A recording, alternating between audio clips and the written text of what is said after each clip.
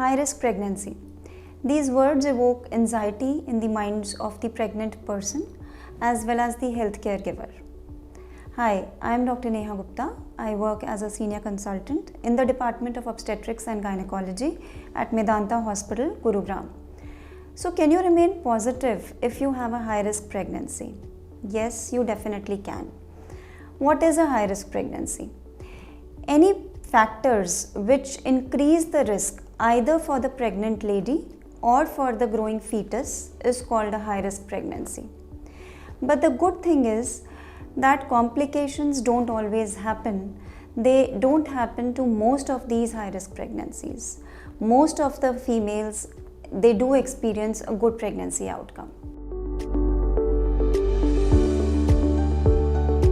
First, talking about the factors associated with the pregnant lady.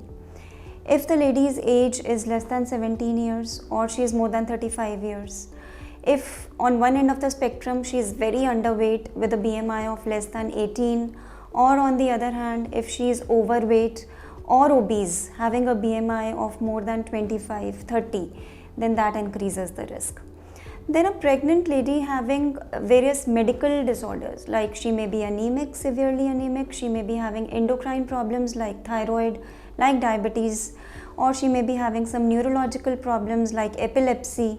She may be having some heart related issues like problems of rheumatic heart disease or severe constriction of her valve. There may be autoimmune disorders like SLE. All these medical disorders again make the pregnancy a high risk pregnancy. Now there could be factors related to the baby. So if it is an IVF conception, that itself makes it a high risk pregnancy.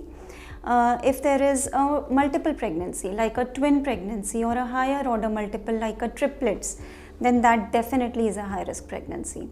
Sometimes there are factors related to your previous pregnancy outcomes, like if in the previous pregnancy there was a history of preterm labor or premature rupture of the water bag, or if your baby was very low birth weight at the time it was born, that means if it was growth restricted, then all these factors also make the subsequent pregnancy a high risk pregnancy. Apart from that, there could be factors related to the placenta. So placenta is the organ which basically is important for supplying all of the mother's nutrition, blood supply and oxygen from the mother to the baby. So if the placenta doesn't function well, naturally the baby is not going to thrive the way it should. So sometimes the placenta may be not in its proper location, it may be low lying in the uterus. Sometimes if the lady has had a previous cesarean section, the placenta may be very densely adherent to the cesarean scar. Sometimes the placenta may not be in its normal form, and all of these things can impact the way it functions, thereby it can impact the pregnancy. So these are the factors, and the list is not comprehensive, but then broadly these are the factors which can make a pregnancy a high risk pregnancy.